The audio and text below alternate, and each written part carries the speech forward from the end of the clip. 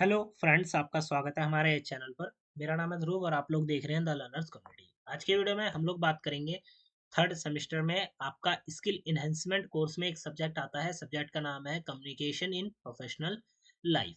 ठीक है। आज की वीडियो में हम इस सब्जेक्ट के प्रीवियस ईयर के जो एग्जाम हुआ था उसका क्वेश्चन पेपर आप लोगों के लिए लेकर आए हैं।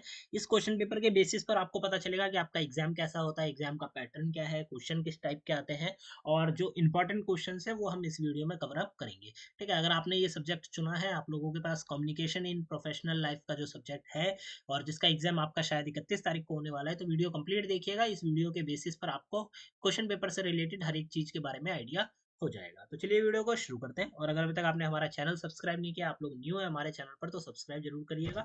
अपकमिंग वीडियोस, इंपॉर्टेंट वीडियोस इसी चैनल पर मिलती रहेंगी। और यहाँ पे आपको कोने में दिख जाएगा, हमारे ऐप को डाउनलोड करने पर आपको नोट्स भी मिल जाएंगे। ठीक है। तो नोट्स भी आप चेकआउट कर सकते हैं हमारे ऐप के थ्रू। 2 घंटे का आपको टाइम दिया जाएगा। 80 नंबर का आपका क्वेश्चन पेपर रहेगा। ठीक है। स्किल इनहेंसमेंट कोर्स में जो आपका सब्जेक्ट है, ठीक है, उसका हर एक क्वेश्चन पेपर आपका 80 नंबर का ही होगा। बात करें क्वेश्चंस की, तो यहाँ पे आपको टोटल जो है, this question paper contain 6 question, candidate will answer 4 question. ठीक है। आपको यहाँ पे 6 क्वेश्चन देखने को मिलते हैं, 4 क्वेश्चन आपको आंसर करने हैं। 20 नंबर का हर एक क्वेश्चन है। ठीक है। तो 20-20 नंबर के आप 4 क्वेश्चन करेंगे, 80 नंबर का आपका क्वेश्चन पेपर बन जाएगा। तो ये आपकी बेसिक कम्युनिके जो बेसिक मैथ है क्वेश्चन पेपर से रिलेटेड वो है। अब हम बात करते हैं क्वेश्चंस की। यहाँ पे जितने भी क्वेश्चन है, 6 क्वेश्चन है, इंपॉर्टेंट है, रिपीट हो सकते हैं आपके इस एग्जाम में जो कि होने वाला है। तो क्वेश्चन को समझिएगा।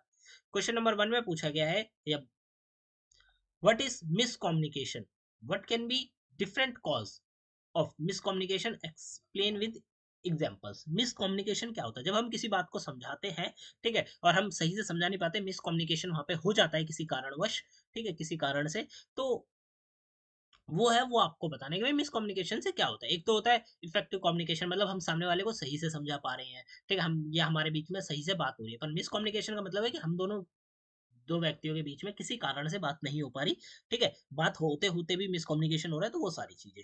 What can be different cause of miscommunication. Miscommunication के क्या क्या कारण हो सकते हैं? उदाहरण के तौर पे, जैसे मैं अपने दोस्त से फोन पे बात कर रहा हूँ और उस समय नेटवर्क का कोई इशू है। ठीक है। तो मेरे दोस्त ने कुछ बोला पर उसकी पूरी बात मेरे को समझ में नहीं आई, या फिर मैंने कुछ बोला और उसको कुछ समझ में नहीं आया क्योंकि नेटवर्क कट गए थे। वहीं अगर हम ऑनलाइन देखें, ठीक है, तो ऑनलाइन हम कह सकते हैं कि भाई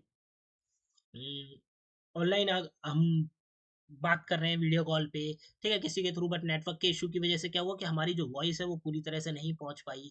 वहीं अगर हम दूसरी तरह से बात करें, जैसे हो गया ना साइन लैंग्वेज के तौर पे, तो साइन लैंग्वेज में हो सकता है कि हम किसी अलग तरह का साइन लैंग्वेज का इशारा करें जिससे सामने वाले को समझ में ना आए कि हम क्या बोल रहे हैं। तो वो सारी चीजें, ठीक है, तो ये आपको बताने हैं मिसकम्युनिकेशन के क्या क्या कारण होते हैं, वो आपको एग्जाम्पल के साथ बताने हैं। ठीक है। तो ये हो जाता है क्वेश्चन नंबर 1। क्वेश्चन नंबर 2 आपका आता है कि what a write a critical note on 7 Cs of communication। ठीक है।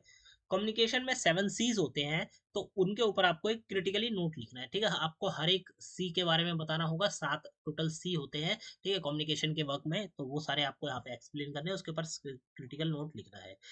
तीसरा क्वेश्चन आता है कि what are the key components of effective learning, effective listening and why are they important in various situation.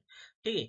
की कंपोनेंट क्या क्या है इफेक्टिव लिसनिंग के? मतलब इफेक्टिव मतलब हम इफेक्टिवली सुन रहे हैं किसी को।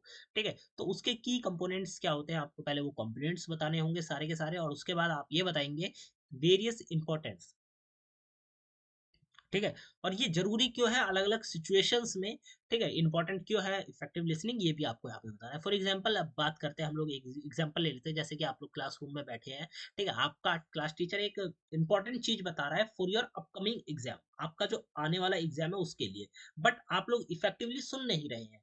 तो आप क्या करेंगे? वो जो चीज इंपॉर्टेंट है आप लोगों के लिए सुनना या आप लोगों के लिए जानना, वो आप जान नहीं पाएंगे, क्योंकि आप क्या कर रहे हैं? इफेक्टिवली सुन नहीं रहे, आप अपने दोस्त से बात कर रहे हैं, ठीक है, आप कॉपी में कुछ देख रहे हैं, ये सारी चीजें।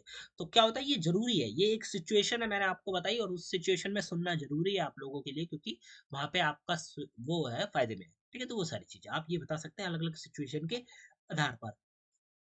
क्वेश्चन नंबर 4 आपका आता है, जिसमें आपसे पूछा गया how can precision be used in everyday life. Elaborate your view on its use in professional setting। अब आपको यहाँ पे इस क्वेश्चन में बताना है कि भाई प्रिसिशन को हम अपनी डेली या एवरीडे लाइफ में कैसे यूज कर सकते हैं, और इलेबोरेट करना है, मतलब डिटेल में आपको बताना है कि आपका क्या मतलब है या आपके क्या व्यूज हैं on it's use in professional setting. जब आप इसको प्रोफेशनल सेटिंग में यूज करते हैं तो आपके क्या उसके ऊपर व्यूज है, वो सारी चीजें। क्वेश्चन नंबर 5 आपका आता है कि what is a memo, what must be kept in mind while writing an effective memo। ठीक है, पहले तो आप ये बताएंगे कि मीमो क्या होता है। ठीक है, मीमो क्या होता है, आप इसको पहले डिफाइन करेंगे, एक्सप्लेनेशन देंगे, और उसके बाद आप बताएंगे कि भाई किन चीज़ों को हमें अपने ध्यान में रखना चाहिए जब हम एक मीमो लिखते हैं। ठीक है, एक इफेक्टिव मीमो को लिखते हैं तो किन चीज़ों को हमें ध्यान में रखना चाहिए वो। लास्ट क्वेश्चन आता है, right a review of a book that you have heard that you have read recently. आपने रिसेंटली मतलब कुछ ही समय पहले एक किताब को खत्म करा है पूरा पढ़ के, ठीक है, रीड करी है, तो अब आपको उस बुक के ऊपर एक रिव्यू लिखना है। ठीक है, रिव्यू राइटिंग के ऊपर आपका ये क्वेश्चन होगा। रिव्यू राइटिंग का क्वेश्चन रिपीट हो सकता है, इंपॉर्टेंट क्वेश्चन है। ठीक है, तो इसके लिए आप कोई सी भी एक किताब अपने मन में, एक किताब का नाम याद करिए, किताब में क्या बताया गया है वो पढ़िए। ठीक है, पढ़ने की जरूरत नहीं है, खैर आप किताब में क्या बताया गया है ये भी अगर आप पता कर लेते हैं तो आप लोग एक रिव्यू राइटिंग कर पाएंगे किताब के बारे में। हो सकता है यहाँ पे आपसे किताब के बारे में, मूवी के बारे में, ठीक है, या किसी और सीरीज के बारे में आपसे पूछा जा सकता है क्वेश्चन, तो रिव्यू राइटिंग रिलेटेड क्वेश्चन आ सकता है। ठीक है, तो यहाँ पे ये टोटल 6 क्वेश्चन है जो कि आपके इंपॉर्टेंट है। ठीक है, कम्युनिकेशन इन प्रोफेशनल लाइफ आपका जो सब्जेक्ट है उसके अंतर्गत यहाँ पे आपका क्वेश्चन पेपर कंप्लीट होता है। डिस्क्रिप्शन बॉक्स में लिंक दिया गया है थर्ड सेमेस्टर के नोट्स का, आप चेकआउट जरूर करिएगा। उन नोट्स में आपको हेल्पफुल डिटेल्स सारी की सारी जानकारी देखने को मिलेगी, ताकि आप नोट्स वहाँ से चेकआउट कर सकें। नोट्स की कंप्लीट पीडीएफ आपको दी जाएगी, आप लोग पीडीएफ के थ्रू स्टडी कर सकते हैं। और डिस्क्रिप्शन बॉक्स चेक करिए, इंस्टाग्राम और टेलीग्राम से हमारे साथ जुड़ने के लिए। मिलते हैं अगली वीडियो में। Thanks for visiting on my channel guys.